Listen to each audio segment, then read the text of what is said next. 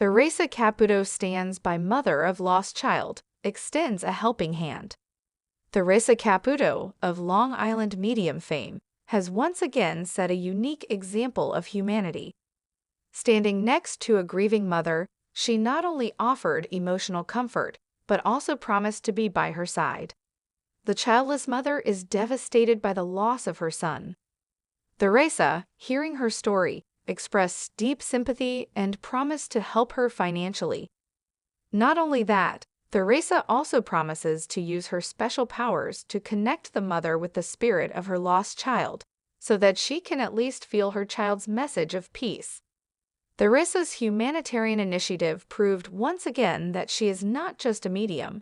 She is a person with an extraordinary heart who knows how to share the suffering of others. The wind howled through the quiet cemetery as Lisa stood before a small gravestone, her fingers tracing the name of her son, Michael. It had been 6 months since she lost him in a tragic accident, and the weight of her grief only grew heavier with time. She had heard of Theresa Caputo, the Long Island medium known for connecting the living with their lost loved ones. But Lisa had always been skeptical of such things. That was until the night she dreamed of Michael, standing in a golden field, reaching out to her, his lips moving, but she couldn't hear his words. Desperate for even a whisper from her son, Lisa reached out to Theresa. When she arrived at Theresa's home, she was met with warmth. Theresa took her hands gently, her eyes filled with understanding. "Your son is here," she said softly. Lisa's breath hitched. "He is?" Theresa nodded, closing her eyes for a moment. "He wants you to know he's at peace. He says you don't have to carry the pain alone. He sees you visiting his grave, talking to him, and he hears you." Tears welled up in Lisa's eyes. Does he? Does he forgive me? She had always blamed herself. What if she had done something differently? Theresa's eyes opened, glistening with unshed tears. "He says there is nothing to forgive. He loves you. He wants you to smile again, to live." For the first time in months, Lisa felt the crushing weight on her chest lighten.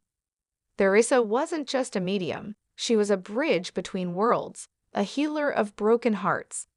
And as Lisa stepped outside, she looked up at the sky, whispering, "I love you, Michael."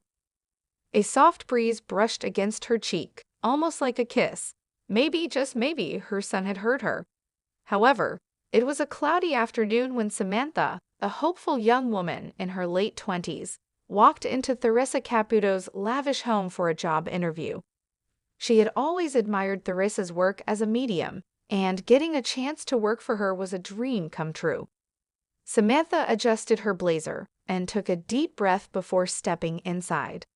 A tall man invited her to Theresa's home office, where the famous Long Island medium sat behind an ornate desk. Her signature blonde hair was perfectly styled, and she radiated confidence. "Sit," Theresa said, barely looking up from her phone. Samantha nervously sat down. "So, why do you want to work for me?" Theresa asked, finally making eye contact. Samantha smiled. "I've always been fascinated by your gift, and I believe I can bring strong organizational skills to your team." Theresa nodded, then suddenly narrowed her eyes. "You lost someone recently, didn't you?" Samantha's breath hitched. Yes. My grandmother passed away a few months ago." Theresa leaned forward, her voice dropping to a whisper. "She's here. She says you're not living up to your potential." Samantha's eyes widened. "What?" Theresa continued, her expression serious. "She says you doubt yourself too much. You let people walk all over you." She's shaking her head, disappointed. Tears welled up in Samantha's eyes. I try my best." Theresa sighed dramatically. "That's the problem. Trying isn't doing. If you want this job, you have to toughen up. I don't need assistants who cry during interviews." Samantha blinked back her tears, her hands shaking. I'm sorry." Theresa leaned back, tapping her nails on the desk. "Listen, kid. If I hire you, you're gonna deal with a lot worse than me. Spirits, crazy clients, long hours. If you can't handle a little tough love, this isn't the place for you." Samantha swallowed hard. She had expected an interview about scheduling and emails, not an emotional breakdown. After a moment of silence, Theresa sighed. All right, let's start over. Tell me, what's your biggest strength? Samantha wiped her eyes and took a deep breath. Maybe she wasn't ready for this job after all. I never believed in mediums. To me, they were just people trying to make money off grief. But after losing my mother unexpectedly, I found myself desperate for answers. She had always been my rock, and when she passed, I felt lost. A friend convinced me to attend one of Theresa Caputo's group readings. I was skeptical, but the moment she walked in, the energy in the room shifted. She looked right at me and said, "Your mother wants you to stop blaming yourself." My heart stopped. I had never told anyone about the guilt I carried, that I hadn't been there when she passed. Theresa continued, "She says she hears you talking to her at night, and that she's always with you." Tears streamed down my face. I had whispered to my mom every night, asking for a sign. In that moment, I felt something I hadn't in months: peace. That reading changed everything. I finally let go of the guilt and started living again, knowing she was still with me in spirit. I lost my wife, Lisa, to cancer 3 years ago. She was my soulmate, and after she passed, I shut myself off from the world. I couldn't imagine loving someone else. Then, one day, my sister took me to see Theresa Caputo. I wasn't expecting anything, but as soon as she started speaking, she said, "Lisa says she's happy you kept your wedding ring on, but it's time." I was shocked. How did she know I still wore my ring every day? Theresa continued, "She's sending you someone special. Don't be afraid to open your heart." I didn't know what to think, but a few months later, I met Emily. She was kind, understanding, and for the first time, I felt something I hadn't in years: hope. I believe Lisa sent Emily into my life. Without Theresa's reading, I might have never opened my heart again. Now, I know that moving forward doesn't mean forgetting. It means honoring the love we had while allowing new love to grow. Theresa Caputo's readings didn't just connect us with our loved ones. They gave us the strength to heal and move forward. However, Theresa Caputo had always been known as the Long Island medium, a woman with an extraordinary ability to communicate with spirits. But no one, not even the spirits, could have predicted her next great adventure: competitive weightlifting. It all started when Theresa, stressed from family drama and the pressures of her career, wandered into a gym one evening.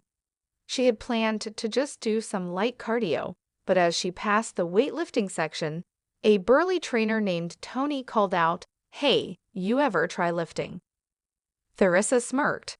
"Honey, the only thing I've been lifting is people's spirits." Tony chuckled but insisted she tried deadlifting just once. To everyone's shock, including hers, she lifted an impressive 200 pounds on her first attempt. "Whoa, you've got raw power," Tony said, eyes wide with amazement. From that moment on, Theresa became obsessed. She trained daily, learning techniques, improving her form, and even channeling the energy of legendary strongmen from the past. At her first competition, the judges and audience were skeptical. "Isn't that the psychic lady from TV?" they whispered. But as Theresa stepped up to the barbell, she felt a rush of unseen energy. She wasn't just lifting weights. She was lifting history, spirit, and destiny all at once. With a deep breath, she hoisted 400 pounds, breaking a local record. The crowd erupted in cheers. Theresa Caputo, once famous for speaking to the dead, was now a rising star in the world of weightlifting. And as she stood on the podium, clutching her first gold medal, she smiled to herself. "Guess I always had the strength," she whispered. "I just needed to lift it." Theresa Caputo sat alone in her cozy Long Island home, sipping a cup of tea.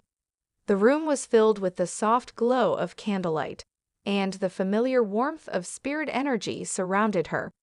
She closed her eyes and took a deep breath.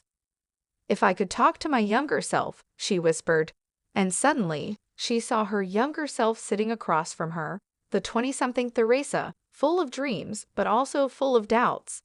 Young Theresa looked at her with wide eyes. "Who are you?" she asked, slightly nervous. Theresa smiled. "I'm you, just a little older, a little wiser." Young Theresa hesitated. "Is this real, or am I imagining things?" "You know better than anyone." Older Theresa chuckled. "Spirits work in mysterious ways." Young Theresa bit her lip. "So why are you here?" "I'm here to give you some advice. Advice I wish someone had given me back then." Young Theresa leaned forward, intrigued. "First," older Theresa said, "trust your gift. I know it scares you. I know you think people will judge you. But one day, this gift will change lives, including your own. So stop doubting yourself." Young Theresa exhaled sharply. "But people think I'm weird. What if I fail?"